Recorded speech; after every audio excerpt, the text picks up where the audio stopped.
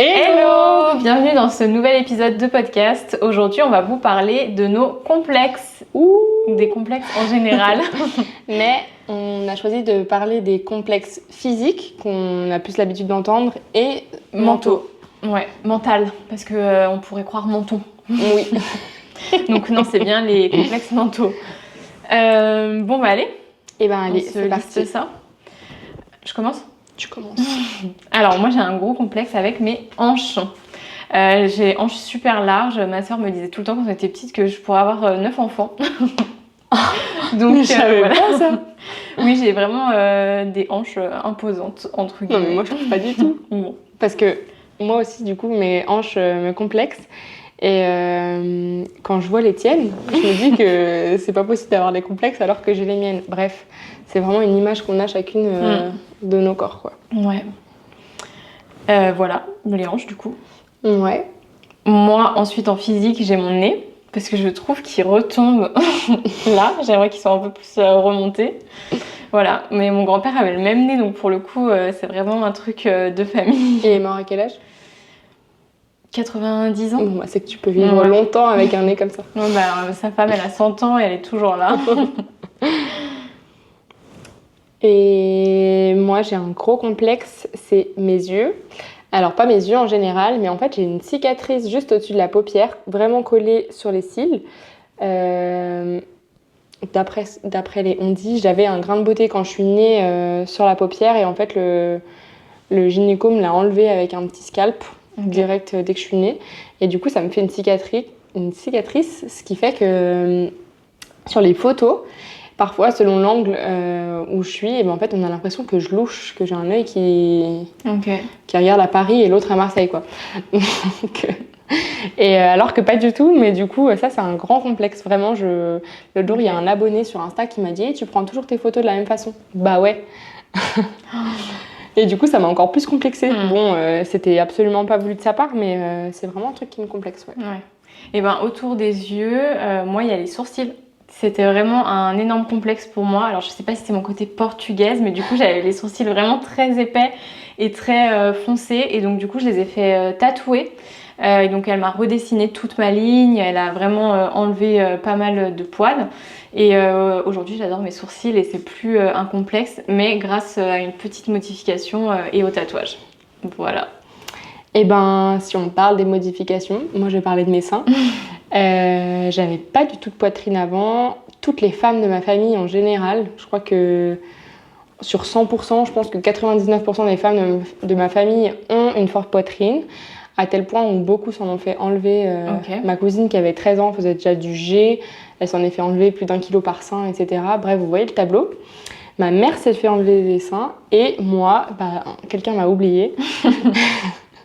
Pas du tout, en fait, j'étais vraiment plate comme le mur. Vraiment, on me dit « Oh, Déa, t'abuses ». Non. J'avais vraiment pas de poitrine.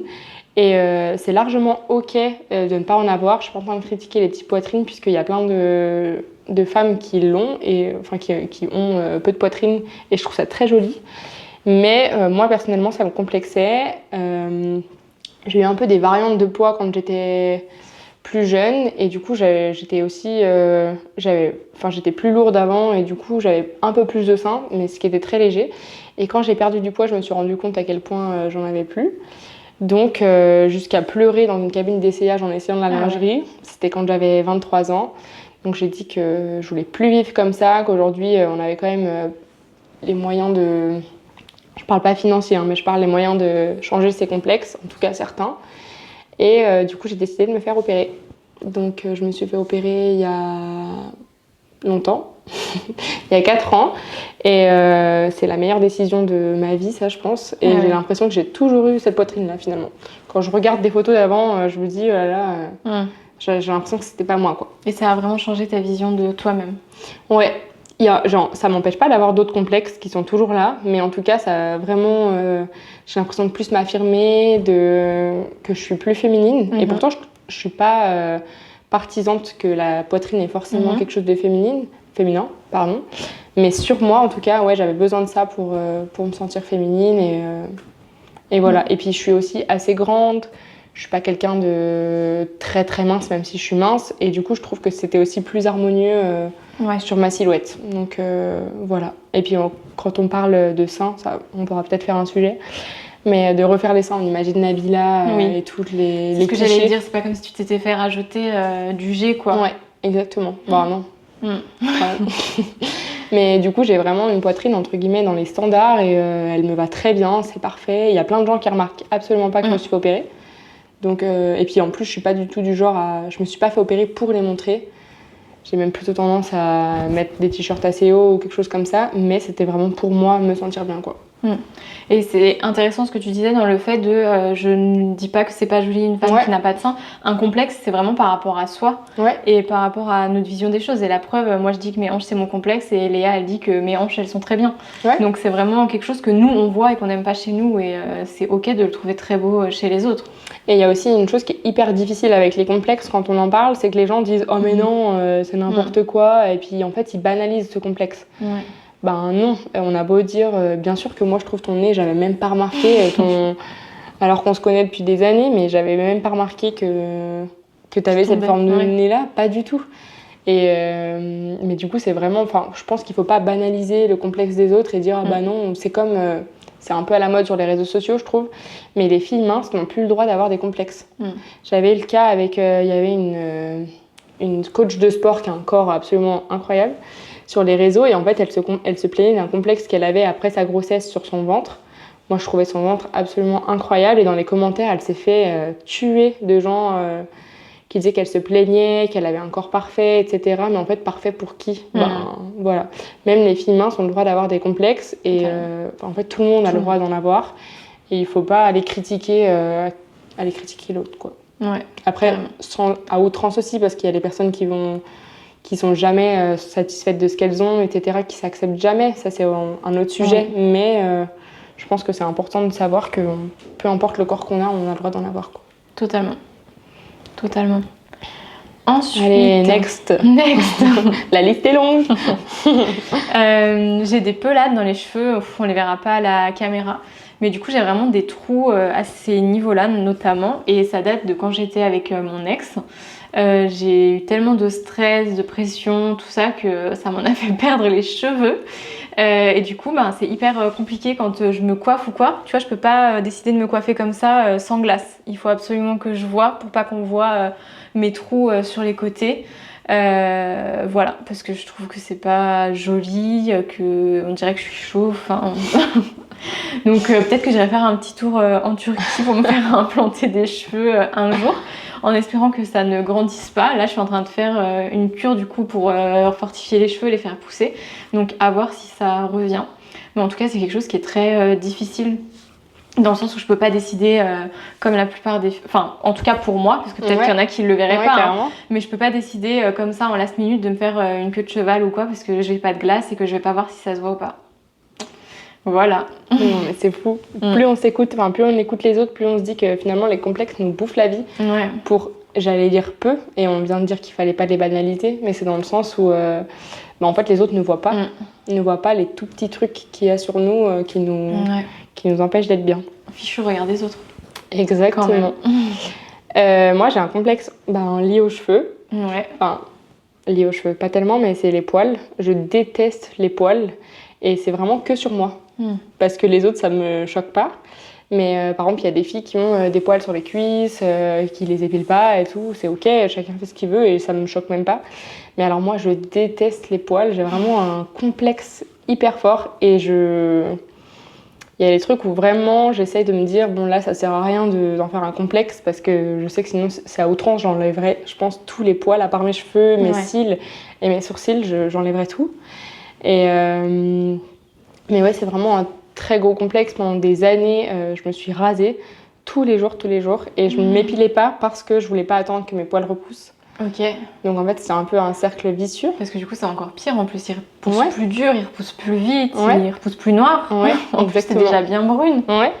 Et là, je suis en train de faire l'épilation définitive. J'en suis à ma 6e séance. Et c'est dur pour moi, le regard parce que du coup, on doit laisser pousser ses poils pour aller se faire épiler. Et ça, c'est vraiment une épreuve pour moi. je suis timide, j'y arrive pas. Enfin, c'est vraiment, je suis gênée de montrer mes poils au médecin, alors que bon, bah lui, il en a vu d'autres, Ouais, hein, je pense. pour le coup, ouais. Et puis en fait, c'est obligatoire pour se faire épiler définitivement. Donc ça, ouais, c'est un grand complexe. Ouais, j'arrive pas, vraiment. Et je m'épile, enfin, du coup, je me rasais. Hiver comme été, on sait jamais quoi. Je me disais, si jamais un jour je me casse la jambe, qu'ils doivent couper mon truc, si jamais j'ai des poils, alerte. Donc voilà. Après, on a tous du duvet et moi, je suis très brune, donc j'en ai genre sur les mains. Et ça, c'est un complexe. Ouais. Ça se voit pas. Mais ça, c'est un complexe, par exemple, quand je dois montrer mes mains quelque part. Mais là, tu trouves que t'as du duvet? Ouais. Ok. Ouais, à fond. Et du coup, vraiment, c'est quelque chose. Et c'est marrant parce que du coup, je regarde sur les autres. Je regarde. Et parfois, j'arrive même à me dire, waouh, lui aussi, il a des poils. Ah ouais. Ouais, j'arrive à trouver aussi sur les autres que c'est pas joli, quoi. Ok. Alors que pas du tout. Oui, ça, c'est ta vision de la chose, sûr. ta vision du poil et ta relation à ça, quoi. Ouais. Ma relation avec mes poils, quoi. Ouais. Encore une relation compliquée. Bah, c'est bon pour les complexes physiques. Ouais. Aussi, moi, j'ai juste une autre, mais c'est relié avec les hanches. On en a parlé. Moi, c'est les fesses. J'ai toujours un complexe avec les fesses. J'ai l'impression que si je vais les muscler, elles vont être trop grosses. Si je perds du muscle, elles sont moches. Bref, elles sont jamais bien. Elles sont jamais bien, exactement. Mais bon. En tout cas, elles sont là. C'est ce qu'il faut se dire. Et elles me permettent de m'asseoir confortablement. Et du coup, nos complexes mentaux. Ouais. Je vais commencer. Ouais, parce que t'as rien noté sur notre petite liste. Oui, mais j'y ai pensé. Bon, tant mieux. Du coup, moi, mon principal complexe mental, du coup, c'est ma timidité. Je suis assez timide, même si je suis en train de vous parler face caméra comme ça. Je suis assez timide et je vais avoir du mal à me lâcher complètement, même devant les personnes avec qui je suis très proche, même devant mes amis, même devant mon conjoint avec qui je vais me marier du coup. On en parlait hier dans la voiture, il me disait... je chantais et en fait il me disait mais c'est pas ça, se lâcher, vas-y vraiment et tout. Mais en fait donne tout. Je le fais toute seule dans la voiture, mais avec quelqu'un, non j'y arrive pas. Je suis toujours sur la réserve, sur la retenue.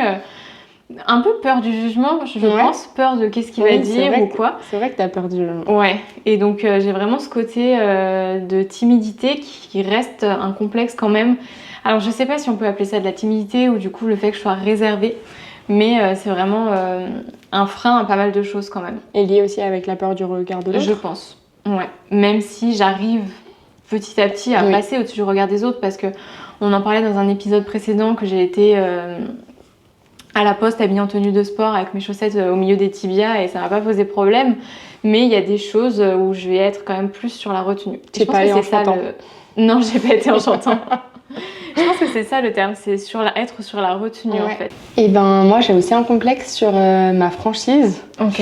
Je suis quelqu'un d'assez franche et surtout sur le côté où je manque de tolérance sur certains sujets.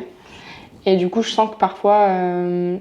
c'est plus fort que moi, j'ai mon avis et j'en dérogerai pas.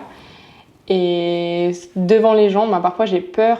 Alors j'ai pas peur d'affirmer mon avis, c'est justement ça le problème. Enfin, encore, c'est même pas un problème, j'ai mon avis. Mais j'ai peur parfois que les gens me prennent en fait pour une nana hyper arrêtée sur un sujet. Je sais pas tellement comment l'expliquer, mais j'aime dire ce que je pense. En tout cas, j'aime pas dire le contraire. Maintenant, j'apprends à me taire sur certains sujets et si j'ai pas envie d'en parler ou quoi, je vais rien dire. Mais parfois, j'ai peur du regard de mon conjoint quand je vais parler d'un sujet, par exemple, des choses comme ça. Et alors que finalement, tout le monde donne son avis dessus. Et du coup, moi, j'ai aussi le droit d'en avoir un. Mais je me le dis après, j'essaie de me convaincre. Mais sur le moment, ou en tout cas, quelques secondes après l'avoir dit, je vais me dire, mince, là, je manque peut-être de tolérance sur un sujet comme ça. Sur des sujets un peu... assez importants ou des sujets un peu qui font polémique, on va dire. Que ce soit, bon alors la politique pas tellement parce que j'y connais rien, mais que ce soit l'écologie, j'en sais rien, qu'est-ce qu'il y a d'autre? Le féminisme, on en parlera dans une autre vidéo. Mais voilà, j'ai des sujets assez... où en fait j'ai un avis finalement comme tout le monde. Oui. Et mais qui peut déranger finalement. Mais qui peut déranger comme parce tous les avis. Ouais. En fait. Et finalement, parce qu'il n'est pas forcément comme tout le monde. Enfin, j'ai pas... Ça dépend des sujets. Il y a des sujets où je pense comme la plupart des gens. Mais ça dépend aussi de tes fréquentations, des personnes avec qui t'es. Et c'est hyper subjectif finalement. Oui, exactement. Ouais. Mais c'est ça. Et du coup, ça, j'ai peur parfois que les gens pensent que je suis trop arrêtée sur un sujet, quoi. Voilà. Ok. Et moi, il y avait un dernier complexe, c'est mon anxiété, entre guillemets, ou plutôt mon inquiétude. Je peux m'inquiéter pour tout et n'importe quoi, et du coup me faire des films, et en fait le projeter un peu sur les autres. Par exemple, si je suis avec Steve et que ma mère n'a pas répondu à un message depuis 3 heures, et qu'elle est partie en vélo, faut quand même que derrière il y ait une raison que je m'inquiète, et ben je vais me dire oh imagine elle est tombée, ou imagine il s'est passé ça, et ça peut pourrir un moment en fait, parce que du coup je vais tellement faire une fixette là-dessus que ça va être source de pas de problème, mais en tout cas on va plus profiter de ce qu'on était en train de faire ou du moment qu'on passait ensemble. Oui, parce que tu transmets peut-être ton anxiété à la personne avec qui je suis. Avec qui t'es. Ou même que toi, peut-être que tu n'arrives plus du tout à profiter du moment. Je pense qu'à ça en fait. Il y a d'un côté, ça vient pourrir comme un petit asticot dans une pomme, tu vois, et ça vient pourrir mon cerveau, quoi. Ok. Donc ça, c'est vraiment problématique. Et j'en ai un autre auquel j'ai pensé. Vas-y. C'est que je peux me braquer et après me fermer et être antipathique au possible. Ok. Dans la vie, on me décrit un peu comme une fille, je pense, assez souriante, assez joviale, truc comme ça. Mais alors vraiment, il y a des trucs sur lesquels je peux me braquer. Par exemple, j'ai le cas, en début d'année, on a acheté une voiture avec Steven. Et en fait, donc un montant qui est assez important, on n'achète pas une baguette de pain, quoi. Et en fait, ils ont fait une erreur, ils nous ont caché un truc. Enfin, ils n'ont pas fait une erreur, ils nous ont caché un truc, puisque une erreur, c'est quand on ne le sait pas. Là, c'était pas le cas. Et en fait, le mec nous prenait clairement pour des débiles. Et du coup, je me suis énervée. Et en fait, là, je me suis braquée. Et la personne en face de nous était plutôt gentille. Et il essayait entre guillemets, de renouer le contact, de faire quelque chose. Et là, moi, c'était fini à tout jamais, quoi. Enfin, là, ça avait brisé la relation et pour toi, c'était plus possible. Ouais. Et en fait, après, je suis du genre, je vais le regarder et je parle plus. Mais plus du tout. J'ai des yeux noirs et là, je deviens vraiment l'opposé de la personne que je pouvais être 10 minutes avant. Et ça, parfois, ça me complexe parce que je me dis, oh là là, Léa, allez, fais un effort, il faut essayer de renouer la conversation ou la relation. Et là, en fait, je n'arrive pas. Je suis incapable. Donc, et puis, surtout, souvent, ça m'arrive. Quand je suis toute seule, encore, ça me complexe pas trop parce que je me dis, tant pis. Mais ça m'arrive souvent quand je suis avec Steven. Et du coup, lui, le pauvre. Ouais, il est obligé de soit essayer de renouer le contact avec la personne ou alors de se dire, je fais comme Léa. Exactement, et on est deux cons. Ouais.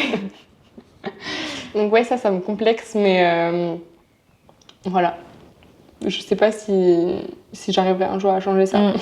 Ouais, après, c'est difficile quand t'es un peu frustrée de ce qui s'est passé et tout, pas d'accord, entre guillemets. C'est même pas tellement la frustration, c'est en fait, je vais avoir ce comportement-là quand je me sens prise pour une débile. C'est vraiment ça, en fait. Quand je me sens, quand on essaye de me trahir ou de m'arnaquer, là, c'est clairement ce qui se passe. C'est exactement ça, quand on n'est pas honnête, quoi. Ouais, ok.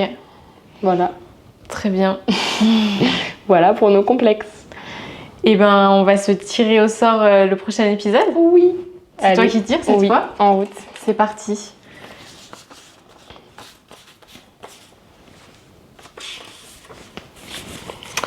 Ça va aller avec ce sujet-là. L'été, pourquoi on l'aime autant qu'on le déteste. Ah, trop intéressant. En plus, on est bientôt en été, on rentre bien dans la saison estivale, donc trop cool. Ouais. À la semaine prochaine. Bisous, bisous.